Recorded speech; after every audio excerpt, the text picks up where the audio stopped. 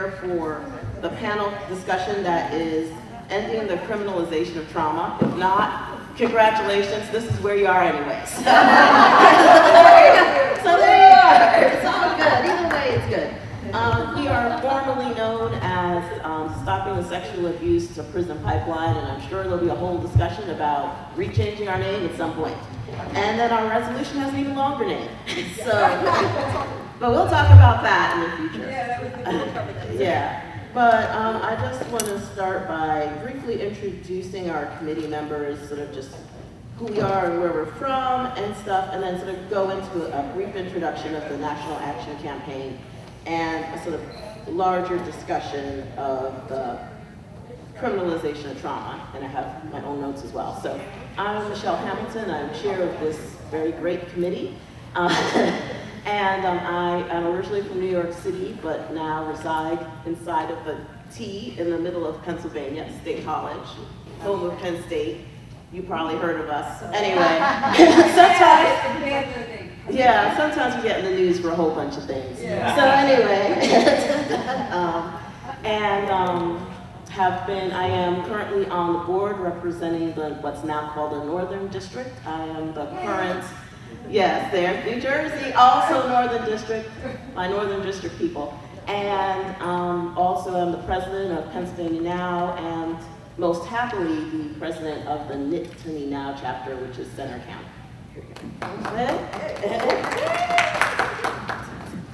Hi everybody, I'm Judy Poulsen. I am originally from about halfway between Omaha and Kansas City. Yes, it's now Trump country. But I am happily living now in New York City. So I'm board chair of New York City Now and New York State Now. And I'm also a board member, national board member from the Northern District, along with Michelle. And I am happy to be on this committee. It has been educational for me, and I think we can make a difference.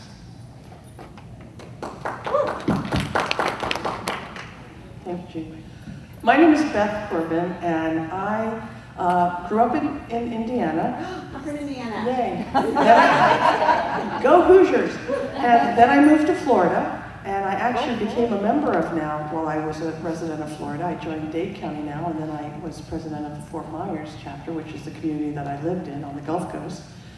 And then I moved to Washington, D.C. to work in the Now Action Center, and I worked there for 7 years.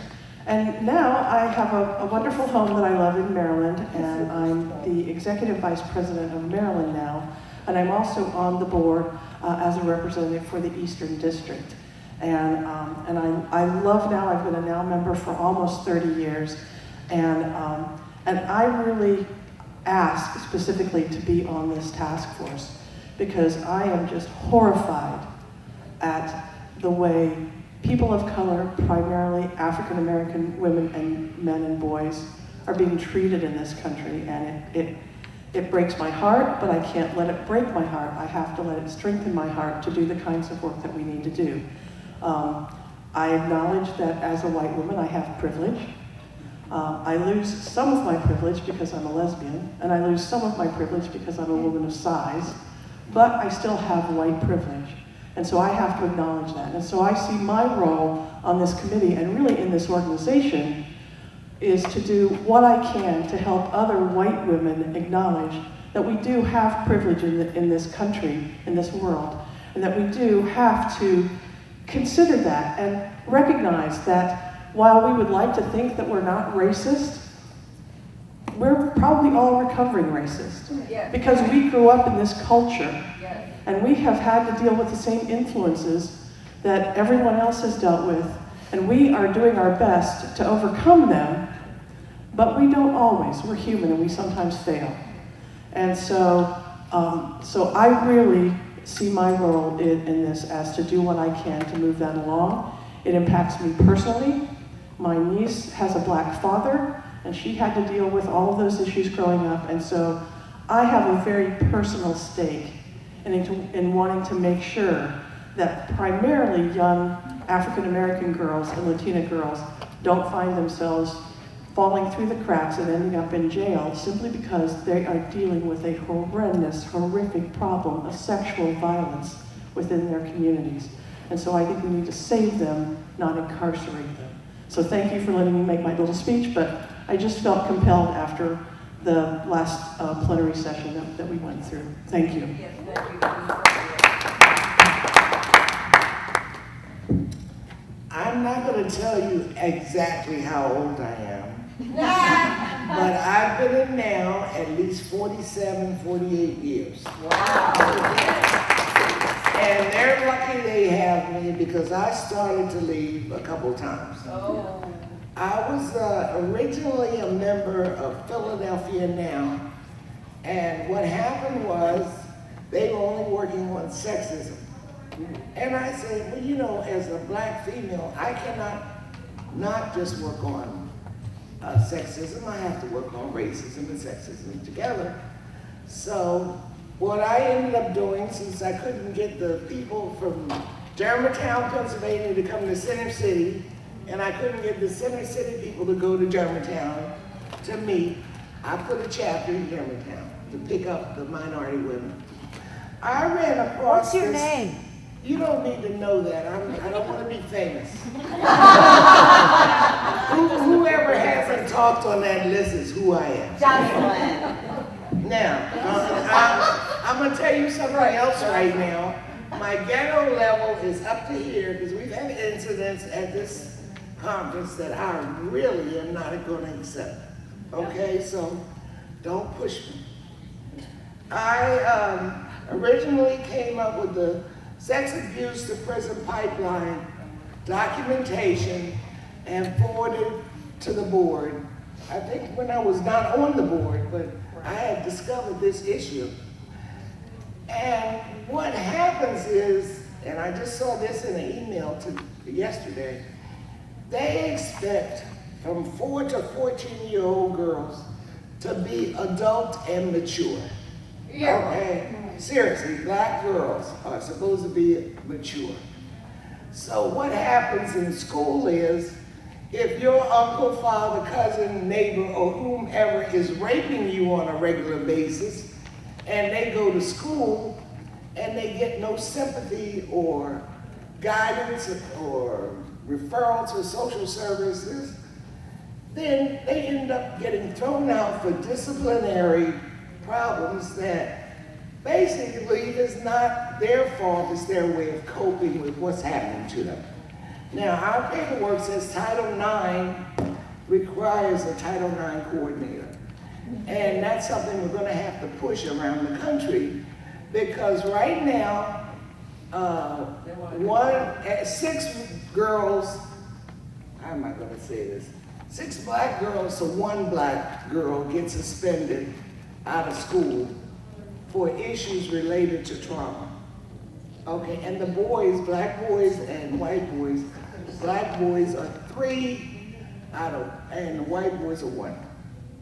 So this is an issue. I mean, we've got a lot of issues in this country, and I'm not gonna bend your ear with all of them, but this is our next generation that has to take over when we die off and you all move up to senior citizen. I have already claimed my crone status, and you're not taking that away from me. I'm a crone, and I'm proud of it. We're all crones, actually. Well, not all of us. Anyway, next slide. Okay, so before we sort of jump into this, which we've already jumped into, see, we're very getting into it. I just want to briefly talk about the National Action Campaign in general. Oh, Michelle Hamilton, from Pennsylvania. Yeah. So I just briefly want to talk about the National Action Campaign in general. So in 2016, the board, which was a little bit different configuration, came up with what we called then 3 strategic plans, of which this was one of them. And the idea was that we would have more unification between national, state, and chapter, and that we would create 3 campaigns that we could roll out to the states and ultimately to the chapters and to individual members as well. Then comes 2017 and all the issues involved in that. But we also now have more people who are interested in NOW and other feminist organizations than ever before. and we realized that we actually have more issues that we need to work on. So in 2017, with this particularly challenging political arena and climate, we realized that we needed more collective resistance. So we worked more on our strategic plan and made them into what became 5 national action campaigns, of which we are one. The others, in case you have not heard, are ratifying the ERA, protecting immigrant rights, advancing voting rights, and mobilizing for reproductive justice. So has anyone been to any other one other than ours? Okay, all right, well that's good. Yay, that's good. So there you go. So hopefully they mentioned ours too. Anyway, so the goal, thank you. So hopefully the goal of all 5 of these is to really give you some tools that you need, either as individual activists or as leaders of chapters or as people working within your state, to have resources and tools and to mobilize on whatever level you can mobilize on. So we would like you to work on all of them, but I am we on this group are particularly obviously interested in this one. Next slide. And the reason why, what this presentation is going to do is sort of share an overview of our work with the National Action Program and how we want to advocate for vulnerable girls, particularly girls of color. And we really hope to offer some insight and for you to give us some insight into how the campaign can work and stuff, and where we hope to go in the future. We're also going to go over the therefore clauses of our resolution, which I'm sure you all are going to be up bright and early in the morning to talk about.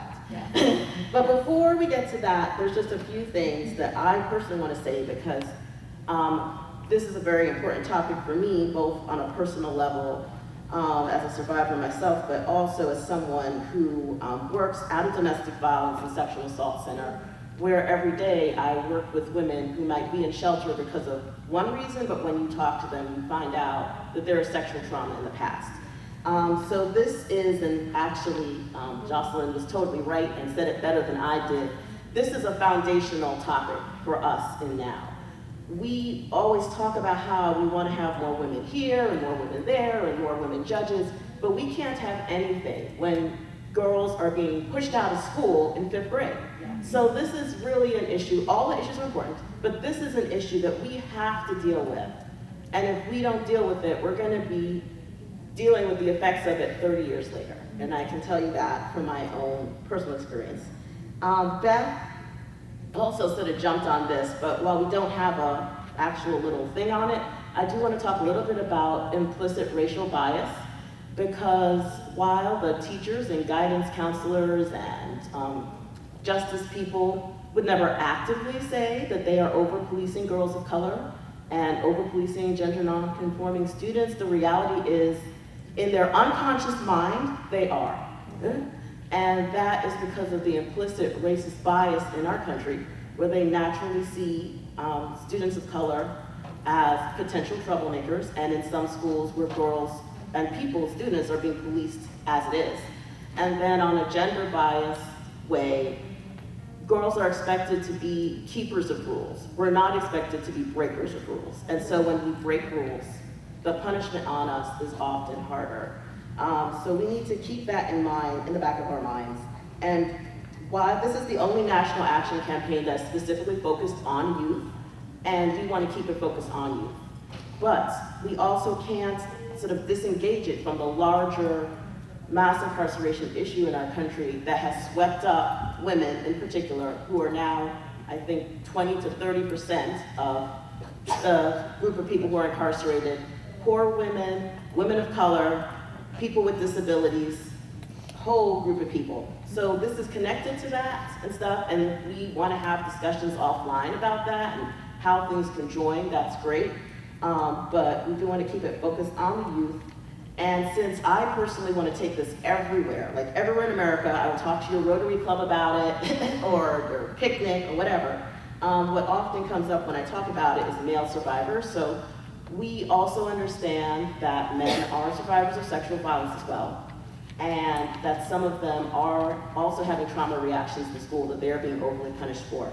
And we also know that it takes men about 20 years to acknowledge past sexual abuse, and if they don't get a good response, it takes about 8 years for them to then acknowledge. So we are not saying boys are not being sexually abused or not acting out of that and stuff. We know that 1 in 6 boys will be sexually abused by the time they're 18.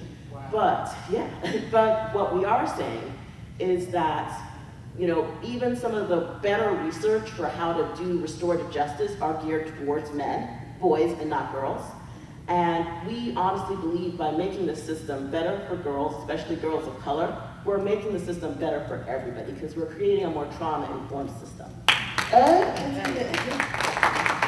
finally, and this is the thing that 3 o'clock in the morning I got up and should have realized it from the beginning, I really want to acknowledge that some of the things we're going to talk about are traumatic in and of themselves, and that we have survivors possibly most likely in the room. Yeah. So if anyone wants to step out at any point, we're not offended. You have to do what you need to do for yourself to be strong. If anybody would like, after our presentation, to have a number for RAIN, which is the Rape and Incest National Network and stuff, where they have trained counselors and they will, if you want, connect you with your local rape crisis center and stuff. We're cool with giving that to you. I myself am a certified counselor, but I don't know if people would want that or not. But the point is, we just want to acknowledge that there are survivors in the room and that this is a very heavy topic. And whatever you need to do to take care of yourself emotionally, we just want you to be able to do it. So, next slide.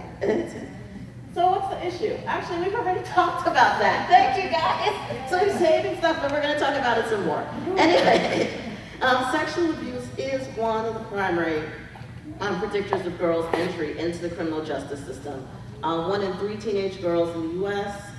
Report being survivors of sexual violence, and about 80% of girls in juvenile detention centers have suffered some kind of physical or sexual abuse before they were incarcerated. Sexual abuse is very obviously connected and stuff, and other traumatic events such as homelessness and stuff also double it. We're going to talk about that as well. The experience of abuse doesn't merely highlight the risk of incarceration, it serves as a fundamental cause, and that's where we're coming from. The proportion of girls, particularly girls of color, in the juvenile justice system is increasing. Yeah? For example, in 2011, it was 16%, and about 40% of those were detained for what are called status offenses. So these are offenses that are only criminal because young people are doing them. Things like truancy, for example, is the perfect example of a status offense. So you might have a young girl who's being sexually harassed in school and doesn't feel safe going to school because of that. Well, if she doesn't, that's truancy. It's against the law. CYS and other agencies become involved, and often what happens, and if there's anyone involved in children and youth, I'm not trying to pick on your profession here, but often what happens is that they are responding to the why didn't you go to school? And in terms of you need to go to school, and not why do you not feel safe in school, which is a whole different topic. And so what happens is that you have young people who are getting arrested for things that if it wasn't for their age they wouldn't be, and also getting arrested for trauma reactions to events that are going on with them. So these offenses, the most common crimes for which girls are arrested, are also among the most common symptoms of childhood abuse, and girls' behavioral reactions to such trauma is often criminalized and punished by school systems that fail to give girls access to trauma-related service and access to equal protection. So what we're asking for is for you to sort of see schools as a place, as the community, and I can't tell you the great discussions that we've had, especially when we started this committee. We want to acknowledge and stuff the sexual abuse happening in the home, but in this particular case, the school stands for the community. And so we create a community through the schools that is more trauma-informed. We are giving girls, and particularly girls of color, some kind of ally for everything that they're dealing with and stuff. So that's where I'm gonna leave it right now and stuff, though if anybody wants to talk about more of these issues, I love talking about them, so. I do love talking about it. I got a whole thing on the ACE study, but I guess we can move on to that later. Next. So, I cannot possibly match Joycelyn's or Michelle's depth of knowledge on this topic, My day job is in IT process, information technology process, so I can talk about some numbers and kind of how the mechanism works a little bit more specifically.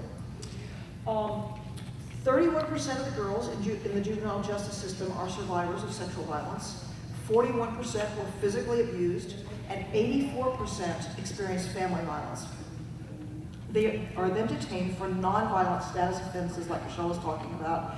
Those are acts like running away, truancy, or alcohol possession, and which, as Michelle said, are only illegal because of their age. There is a commitment on the part of law enforcement to arrest for non-violent status offenses and behaviors that correlate with childhood sexual abuse, with a child that's being abused and just trying to protect herself. This is understandable behavior from girls given the context of abuse in their homes, abuse that girls experience at a rate 0.4 times more frequently than boys. So that's sort of dry statistics, but how does it actually happen? What's the mechanism? There are basically 4 different ways in which this can happen. First of all, sex trafficking to prison. Girls who are victims of sex trafficking are being jailed as offenders. Yes, offenders. Victims of child sex trafficking are prosecuted for prostitution. Laws that criminalize trafficking are rarely enforced, and buyers escape with little or no accountability. Girls account for 26% of the arrests, but 76% of those arrests are for prostitution, although the girls are legally incapable of consenting to sex. So that kind of makes no sense. I want to go off script for a second and let you know what we found in New York City would work. Our president, Sonia Osorio, found out about this years ago and marched into the New York City Police Commissioner's office. This is a big guy, right? And basically thumped the table and said, how dare you arrest these girls for prostitution? They are rape victims, they are not prostitutes. How dare you lock them up for some sort of crime? And he said, Sonia, hold the phone. Let me explain to you what happens when these girls come to me. When these girls come to me, I have in my job exactly 2 choices. I can either arrest them as prostitutes and put them in a jail cell where they will have a roof over their head, they'll be relatively safe, and they get 3 meals a day, or I can turn them back out onto the street, where they don't have an ID, they don't have a job, they don't know anybody except their pimp. Tell me what you would like to do. And Sonia, being Sonia, said, I'll get back to you on that. And she did. I think she went directly from his office to some of the social services organizations in New York City and said, we have a problem. There's nowhere for these girls to go. Can you help? So shelters are much more open. She's made built a huge anti-trafficking coalition in New York City. So now, like 7 or 8 years after the initial confrontation with Ray, now that he has a 3rd choice of where he can send these girls. So I'm leaping ahead to like what one of the fixes is for this, but bear that in mind if you're in a place where if this happens, the cops really don't have a choice as to where to send the girls, help them find another alternative, build a coalition. Anyway, commercial over. Good. Thoughts, feelings? Okay. But still on the subject of trafficking, only 1 person is convicted for every 800 children that are trafficked, and only 1 in 3 girls is recruited, and 1 in 3 girls is recruited by a pimp within 48 hours of running away from home. 80% of trafficking victims are female, with 50% of them under the age of 16. 18. So that's the sex trafficking to prison part of it. The second way is going from the child welfare system to prison. Girls are crossing over from the welfare system as a result of unsafe homes. 54% of girls in the system report sexual abuse, but only 9% of welfare cases are initiated to address these allegations. Agencies do not screen youth for trauma or integrate trauma care or intervention into their practices. The foster care system is a breeding ground for the criminal justice system, with 30% of foster care youth entering the justice system on placement-related behavioral cases, and 25% of young people leaving foster care are incarcerated within a few years of turning 18. So the third mechanism that gets you to the prison situation is once you're in the prison system, it's really hard to pull yourself out of that. The prison pipeline is that girls experience further trauma while detained, increasing recidivism due to the lack of mental health or gynecological pediatric services to address trauma. In addition, further trauma is induced through routine use of restraints, strip searches, isolation, and the possibility of continued abuse in the system. From 1992 to 2012, girls' share of arrests, caseloads, and detentions increased 45%. 37% of these detentions were status offenses. Again, possession of alcohol, truancy, running away, nonviolence. You're only too young to do this. Black girls, as Joycelyn was saying, are 3 times more likely than white girls to be referred to court. Native American girls are 50% more likely than white girls to be detained, and 40% of detained girls disclose being LGBTQ GNC+. 40%. 40%. Yeah, big chunk. What is GNC? Gender non-conforming, or we could call it gender non-binary, which is now actually probably a better term. Gender non-binary. Just not normal girls. So the fourth way, like we need a fourth way, is directly from the school to the prison. As we touched on earlier, girls are detained for status offenses that are responses to sexual trauma. In the schools, zero tolerance policies prioritize discipline over educational attainment. This contributes to separation from school and to disproportionate involvement in the justice system. Black girls, as Joycelyn was saying, are 3 times more likely to be suspended than black boys, and 6 times more likely to be suspended than white girls for the same offense. Schools' prison-like environments, including the presence of local police and metal detectors, harsh school discipline, and underfunding on counselors, social workers, and mental health care resources, enforce that pipeline. In fact, studies show that students expelled or expelled for a discretionary violation are nearly 3 times more likely to be in contact with the juvenile justice system the following year. This all just builds on what Michelle was saying before about even if you can escape your nasty home situation, you escape into the school community, which, how welcoming is that? Not so much if you're already traumatized. So, what can we do to help stop this downward spiral besides talking to the police commissioner? We have the Title IX approach. And in case, I don't know, how many of you all are from more rural areas, like country areas? By rural people. Oh, usually there's more. Okay, so just in case you think that this is, and the over-policing of schools is a city issue, because usually when we talk about it as a city issue. My coworker and stuff, actually a supervisor, is a guidance counselor in the rural part of Pennsylvania, and she has 600 students that she has to take care of from one school. So one of the things that we talked about is we want to come to the schools with this approach, which I'm going to talk about, in a way that we want to enhance your schools, that your teachers and your guidance counselors, and we're going to help give you the tools that you need to be better at it so that your school can be better.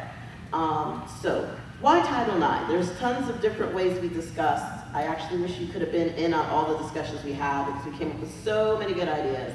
But we had to eventually come up with an idea that you guys could use. So we picked this one. So why Title IX? It's a very important entryway to address the problem. And basically Title IX is the section of the Educational Amendments of 1972 that requires equal educational opportunities for girls in federally funded programs such as schools. And while we usually think about it in terms of athletics, in reality, Title IX covers 10 actual areas.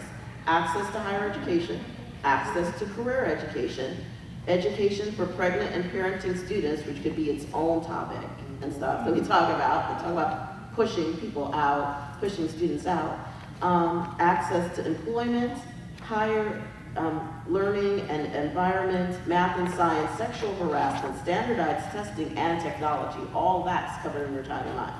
So, as you may also know as activists, Title IX legislation has been used to address crisis of sexual harassment and sexual assault on college campuses. I don't know how many of you went to the college campus, today's program on sexual assault on college campuses. Okay, did they talk about Title IX? Yes. They did, okay, cool. So that's usually how we talk about it as activists, but it covers all schools, and so we're bringing it to the middle schools and the high schools. And we want to sort of use Title IX's promise of equal education opportunity for middle and high school girls of color as well. So if a student is engaged in rule infractions or otherwise disruptive behaviors that are a result of trauma, that student is in need of appropriate trauma-related services, as opposed to disciplinary action. So we want to make this basically an educational rights issue, that girls of color are dealing with this issue, they're dealing with trauma, whether in the school or out of the school because of sexual abuse. They need different tools in order to stay in school. This is affecting their ability to stay in school, and that is affecting their whole educational life, which it actually is. The rights of girls are further violated when they're pushed out, punished, or criminalized instead of being recognized as survivors of trauma and provided services such as emotional counseling and health assistance. And of course, girls of color who experience sexual or physical abuse are entitled to an equal education, where their experience, and when their experience isn't recognized, they're deprived of that right. So, all right, so we have a strategy. Michelle, let me interrupt. You can interrupt. I was shocked to Mike. death. Oh, I'm sorry. I was shocked to death to find out that Kansas is the state with the highest amount of girls that run away from home. Kansas. And they're also stolen out of that state to be trafficked because most of them are blonde and blue-eyed. Wow. Okay? The second thing is Atlanta is the state with the most sexual trafficking in Atlanta. Okay? The other thing is the highways. Like, I live off of I-44 in Missouri. They traffic the girls up and down the interstates and provide them to the truckers in the dark areas of the truck stops. Well, I-4 here in Orlando. I-4? Here in Central Florida, yes. Okay. So I'm telling you this because you keep an eye out. If you see a girl, I mean, they may let them go to the bathroom or whatever. I don't know. A lot of trucks have everything in it. They don't need to let anybody out. But keep a lookout. If you're in your city and you see a girl that looks like she's 18 or younger, and you can tell when somebody's living on the street, reach out to them. You know, the humanity that each of us has in them has to come out. When you see somebody that young out in the street, if they're looking in the trash for food or whatever they're doing, reach out to them, because the kind of life that they're going to have as they get deeper and deeper into prostitution, none of us can ever really imagine. I can't imagine, okay?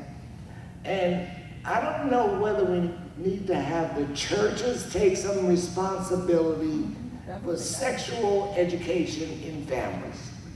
Your father or your uncle or brother shouldn't be having sex with you when you're 10 years old, or 5 years old, or a baby. I've seen pictures of babies being raped.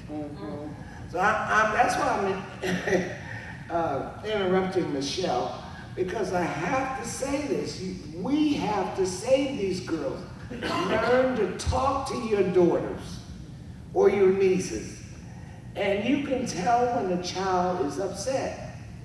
They don't give you proper eye contact.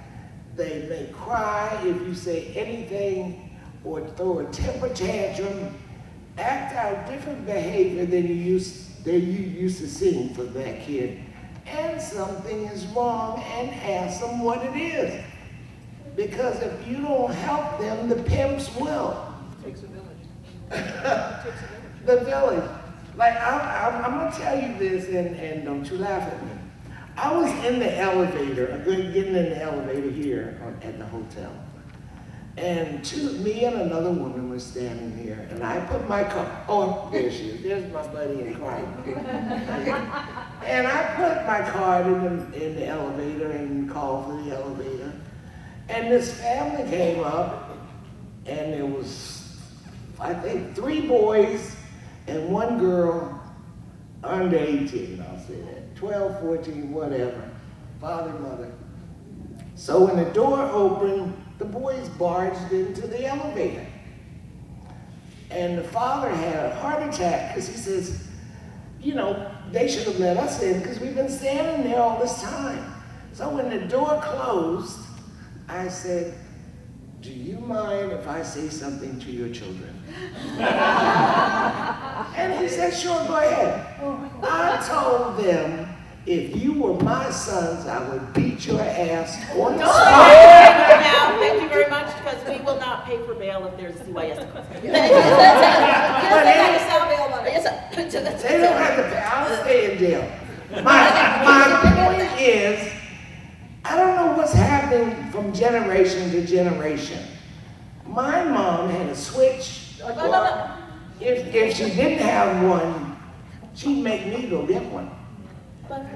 Discipline.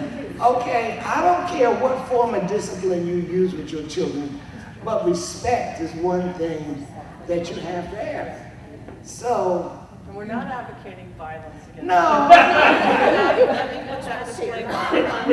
not saying that you beat them to death. I'm saying discipline. If you make them sit in the corner for discipline, or take their cell phone, whatever works in your house. School thing. So, back to the school thing. My mother made me sit on a chair. Oh, did you? And you had to stay there. I had to stay there until she let me get up. There was no violence, thank goodness. My parents both scared the crap out of me. My mother hit me with a hairbrush. My mother treated me. And now we're going to get back to the school thing.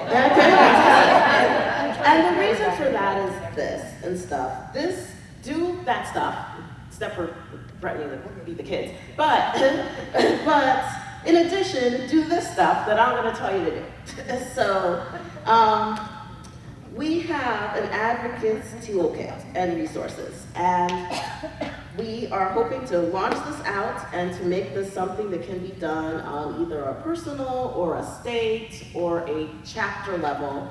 As we know, the heart of now actually is the chapter, at least it is for me, because the chapter is where you're looking at your individual place that you're living and you're seeing the needs of that individual place and how we can use our values as feminists to actually make it better. So I don't know if anyone here is on a school board, working with the school board, working in a PTA or anything. Is anyone doing anything like that? Okay, well, 1, 2. Okay, so we got 2. So we got 2. We'll go with that. But wait, are we on slide? We're still on campaign strategy? Yeah. All right.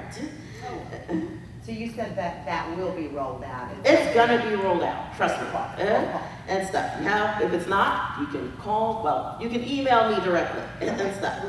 And since the launch of the program, the National Action Program has been laying the groundwork for activists to engage with their school districts on this issue. We started with a focus on equipping activists with necessary resources, toolkits, and training.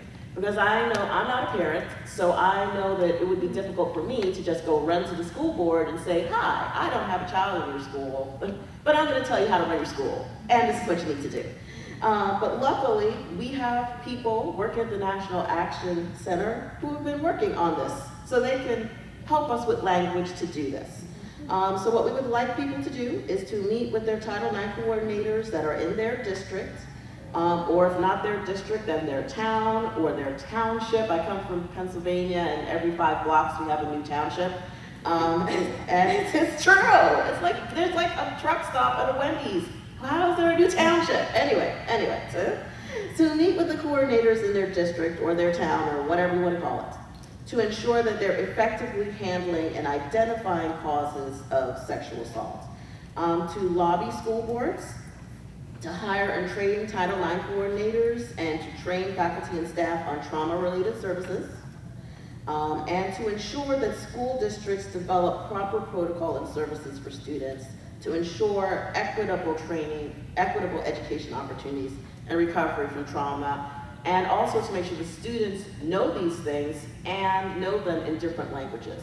Because while we are principally have been talking about race, we also need to think about differences in language, and people where English is not the first or preferred language, immigration status and things like that. So you can have all the programs you want, but the students and the families need to know that the programs are out there. So we need help with that as well. We also need to raise awareness and to have coalition building. We wouldn't have this national action campaign without the help of the African American Policy Forum, which I usually mention in the beginning, but I gotta give them their shout out, because they and Rights for Girls actually developed a lot of the information that we're using and talking to you about. They're the foundation on which we stand in this, and there's other groups that are working on this as well. So basically, the campaign has included awareness raising and coalition building components and stuff to provide educational resources for NOW members and grassroots activists about the broader issue of trauma, how it's criminalized, how it impacts girls, particularly girls of color, and in building partnerships with allies, including Rights for Girls and the American Association of University Women. Is there anyone in AAUW here? Okay, then you already, there you go. You all meet, you all have chapters and meetings. Then you bring this up at your chapter meeting. If you all, anyone in, oh gosh, we call it Fierce in State College, but it's Indivisible? Huddle? Yeah. All right, then you got a meeting of your Indivisible chapter, your Huddle chapter, your Fierce chapter, and they're like, we want an educational thing, then we bring this up everywhere we go. We bring this up as a topic to talk about, okay? Question. In Florida, the National Council of Jewish Women is spearheading the attack on trafficking. Is that happening nationwide? I think they're working on it now. Yeah. We We are. I will say that it's often a little bit, for ours in Pennsylvania, we work on it a lot in Philly and Pittsburgh and a couple other places, but some of the smaller townships, it's taken a while, and I can say this from experience, to convince people that trafficking is even happening where they are. But yes, so that's the fight that we have. Yes, there is trafficking in Center County, absolutely. So it's going to be look different in different places. Yes. You're suggesting that we make our Indivisible chapters aware of the toolkits and resources. Yeah. Yes. So if you belong to Indivisible, what our goal is that we're going to have these things. We're going to roll them out to the state presidents, so more work for me, but that's okay. The state presidents are going to roll them out to the chapter leaders. The chapter leaders are going to educate you, because that's really our job as leaders, to make sure that you know what you need to know so that you can be a good advocate and spokesperson for NOW, because that's what you're going to be. You're going to be our spokesperson out in the world. But if there are people, we know that anyone who belongs to NOW belongs to more groups than NOW. I belong to 500 groups. I don't even know all of them. Seriously. I'm like, really? I belong to you? Okay, yeah. Actually, I know all of them and stuff. But if you belong to NOW, you belong to more groups than NOW. And they're always looking for some educational thing. So we bring that. We bring that to all the groups we can bring who are potential allies and stuff. And then, yes. Yeah. Yes. Yes. Yes. I think we need to be mindful of time. Oh, time, full of time. Okay, all right. Some of these questions may be answered as we continue the presentation, and then we can take questions at the end. That's all right. Go ahead, Twice. Yeah. Okay, and then I'll we'll make this save the very rest short, questions to the end. Yes. I understand perfectly and really commend exactly what you're doing. And I understand the limitation that you would want to keep it to for this purposes of this discussion. I would say, however, just that when we think of the school to prison pipeline, you could extend that and say the school to prison pipeline to prostitution pipeline, because the untreated trauma is what you see in the so-called adults who maybe it's all 18 or maybe adult and on beyond. And so I just want that perspective also to stay in the picture, so that people aren't just sort of given the subversion of women's studies version, where this is all suddenly, a sexual choice made by a person, perfectly free person, but overwhelmingly represents the extension of what you were describing here and Slavery. on I just want to make 2 quick points. First of all, please think outside of the box with some of the organizations that you're involved with. When I was a business owner in Florida, I was a member of the Chamber of Commerce. I would bring this to the Chamber of Commerce to talk about. And get your community more engaged and involved in what we're doing. And I also want to just make one quick point, and that is, when we have been working on this for almost, 2 years now, there are a whole host of things that we need people to do. But we focused in on Title IX and schools because we're giving you, in all of these task forces, a lot of things to do. And so we are trying to make this a more manageable campaign for everyone. So we're rolling out the Title IX counselor and portion of it today. And I'm certain that in the future we're going to be rolling out some of the other campaigns that will play into solving and addressing this issue. So know that this is just the first of many steps that we need to take to address this very serious problem.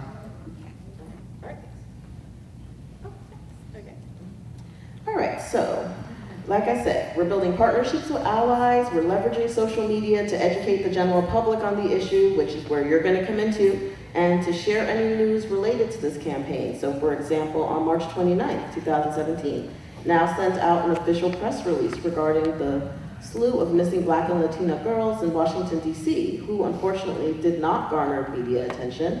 Our press release praised the efforts of those working on this issue when girls were repeatedly running away because of abuse from home. The press release was passed through social media channels and got a lot of traction and attention.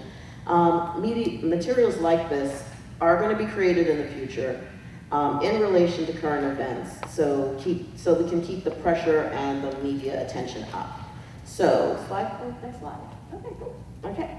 So, we have Title IX activist toolkits and resources. So moving forward, the campaign will continue to work on a grassroots Title IX effort that equips activists with necessary resources, toolkits, and training to lobby the school board and or the district in order to ensure properly trained Title IX coordinators are both handling and identifying issues of sexual abuse. Faculty and staff are receiving necessary training so that they can recognize signs of trauma and defiant behavior, and developing protocols to make referrals to services for traumatized students with a view of ensuring equal protection for them, and to replace law enforcement schools with guidance and mental health counselors.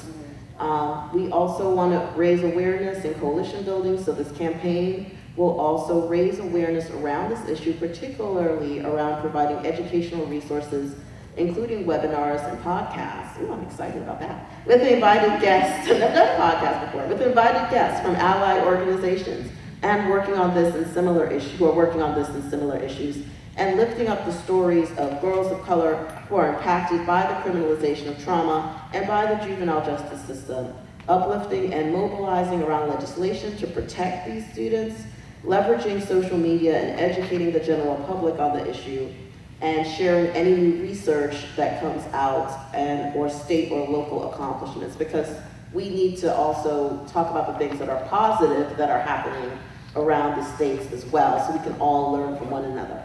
And lastly, but very happily, NOW will work with NOW PAC to ensure that policymakers are aware of this issue and are acting on the issue. We will ensure that they are educated on the issue and support our efforts to end the criminalization of trauma.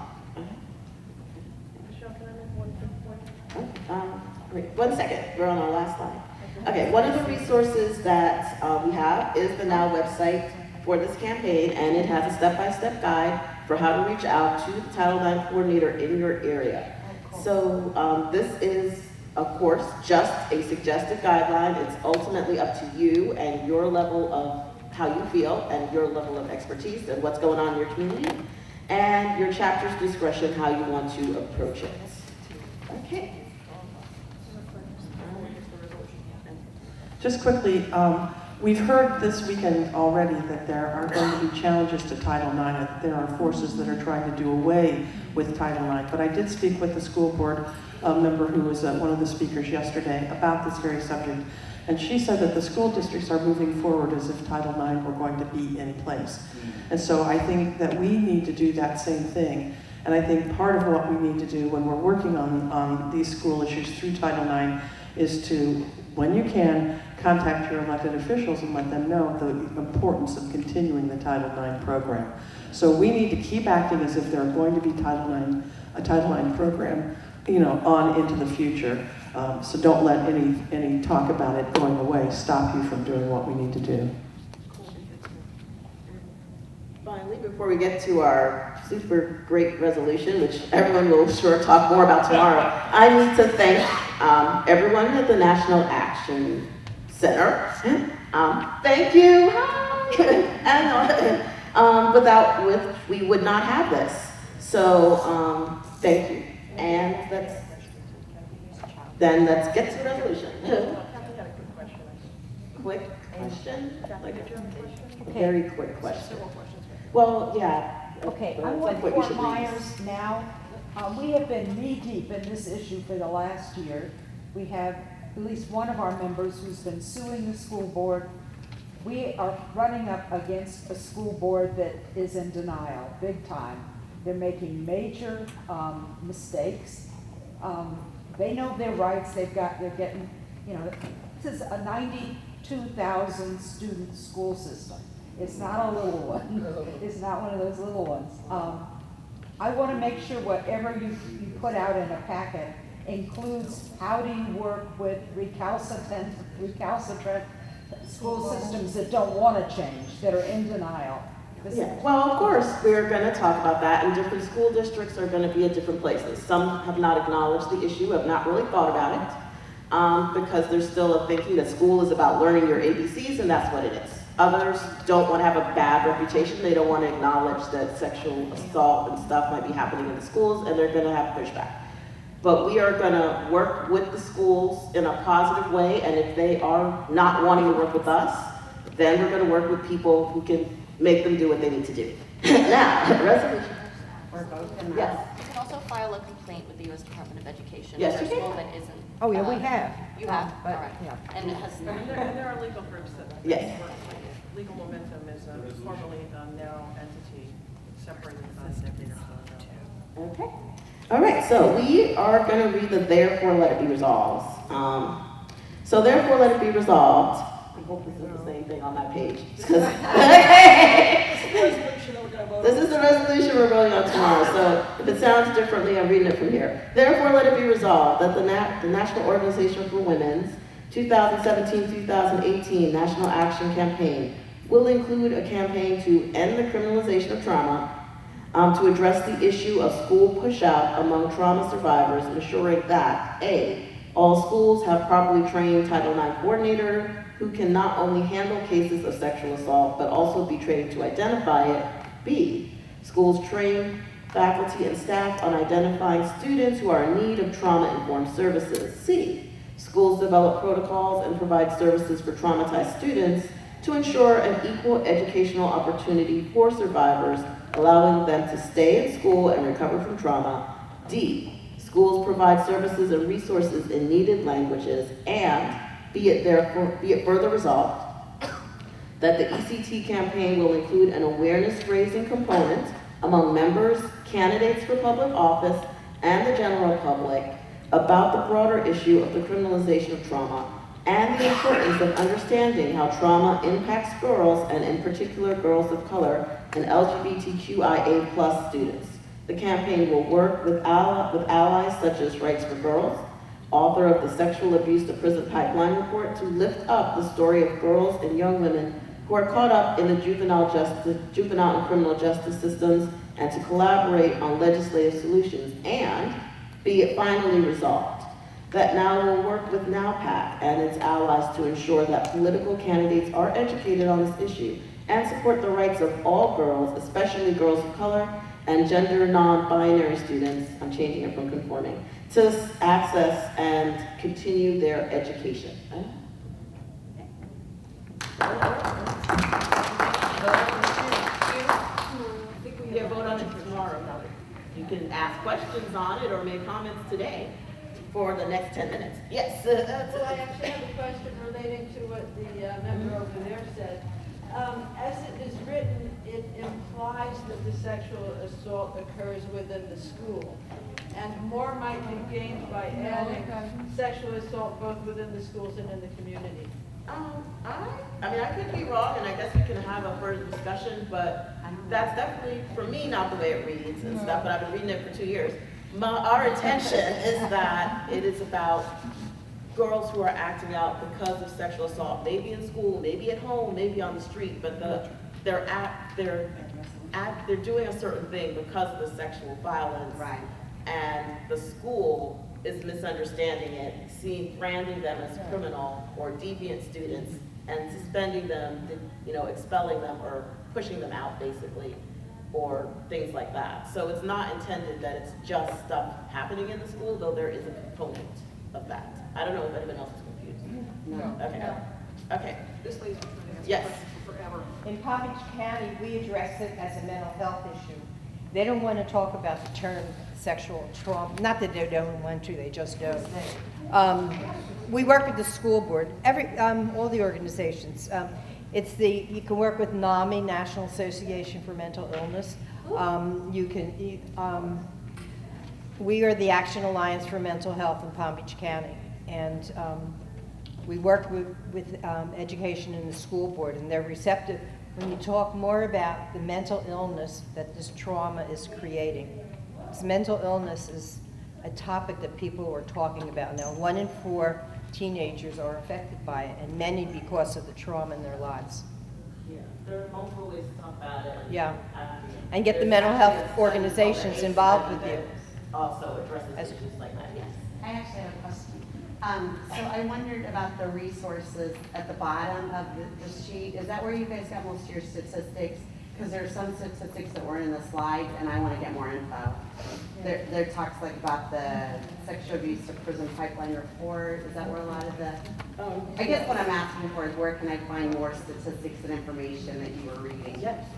So I can answer this question for you, yes. The report that you just mentioned was a full-out report. It was groundbreaking research because research had not been done on the sexual abuse to prison pipeline. So you can go read it. It's like 40, 50 pages long, so it will give you... Thank you. I just want more info to answer questions. It's listed on the resources page. If you don't have that packet, perhaps you can get the link or take a photo of the resources section on someone else's packet. Thank you. Yes, and then Peggy. I'd like to give you just a brief example of what we're dealing with. We have a girl who was sexually trafficked at age 15 for a couple of years. She finally got away from the traffickers, came back home, was put into the school system. The school system let her down by not having any special support for her, any special services, which they are mandated to do. She was acting out because of everything in her life, and approached a young man to have sex with him. Well, she then proceeded to be gang raped by about a dozen boys in the school system. They came in the men's bathroom, one after the other. So finally, this comes to light, what happened. The school board decided it was the girl's fault, pretty much. They just wanted it to go away. A coach got demoted because they were his athletes who provoked it, or who carried this out. But it took several days for the truth to come out. Everything was handled improperly. Of course, now the family is suing the school system for its failure. The family had to move. They couldn't stay in the town. I mean, we're a big city, 700,000 people. And there are no changes. We have taken these kind of cases to the state of Florida, Department of Education, and the school system's been forced to do some more training, but you can tell there is no change in the philosophy. So it's a big issue. We have a lot of trafficking going on in our community, and it's just, we've got to really put a big focus on getting the word out.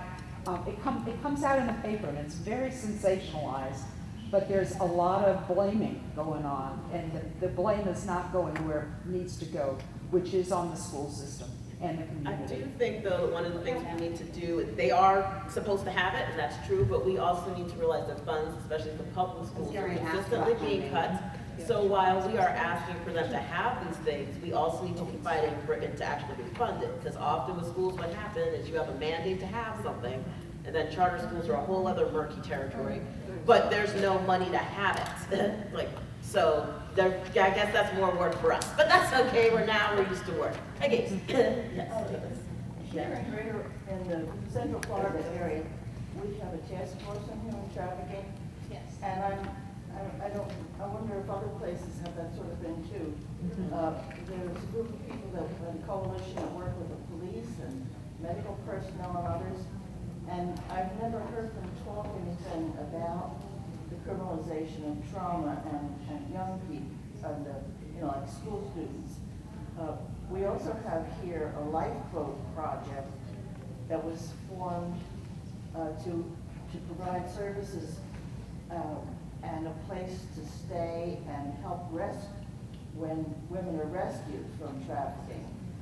And they have developed an app for young people in middle schools and high school to help them recognize what trafficking is and how to avoid being trafficked.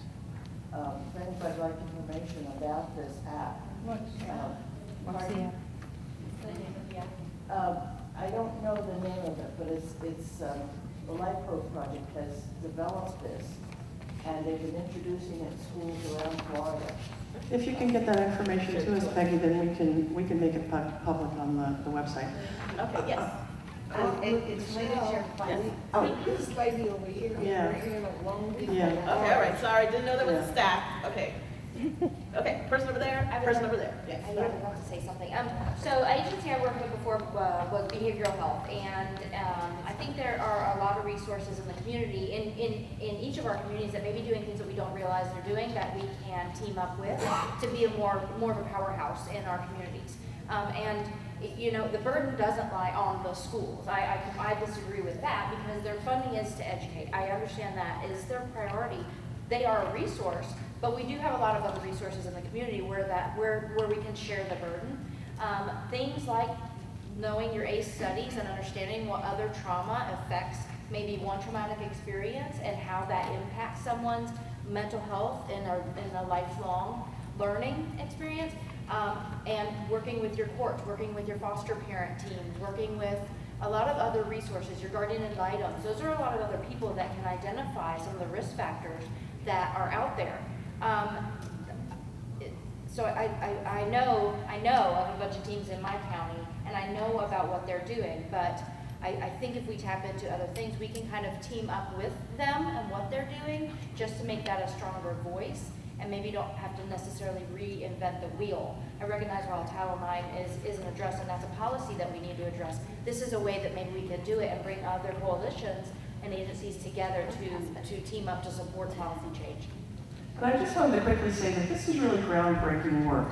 No one that we're aware of has really taken on a national campaign to educate school systems about having Title IX coordinators in the schools to work on this sort of situation, this trauma. And so if you haven't heard this from other organizations that you're working with, it's because I think we kind of came up with it. And so it makes it even more imperative that we get the word out, not only to our own membership, but to our coalition friends and partners as well, to really get more people engaged in this whole process. And a lot of it, as we know, also boils down to funding. And so that's why we've got to stay a little, and I'm veering off a little bit, and I'm sorry, Michelle, but that's why we've got to stay on top of our state legislatures and our districts to make sure that there is proper funding for education so that these sort of programs can happen and can take place. So while we're kind of focusing on Title IX and schools at the moment, we also have to branch out a little bit and focus on the funding capacity for the schools that would come through the state or the county or wherever your particular school district gets its funding. All right, so does anybody have 5 minutes or less? Does anyone not have a copy of the resolution to look over? Okay, cool. Also, Angela Davis once said that in the process of fighting for freedom, the nature of freedom changes. And so, yeah, I wish I came up with that. It was Angela Davis. So, one of the things that's been revolutionary for me in working on this campaign, is really realizing that what we're doing in the schools is growing what education is. So think of it that way. Schools may not be thinking of trauma-informed services as part of education, but through our work, we're gonna grow their thinking and stuff. We're gonna work with them and grow their thinking so that they realize that it is, and stuff. And then if people wanna know more, you can give me your email address. I'm not gonna lie to you. I probably won't email you until after the 4th, but I will email you back. It's like a long, long time. Trip back to New York and then back to State College. But I will email you. Does anyone need this? Okay. I will email you back with information and keep you informed.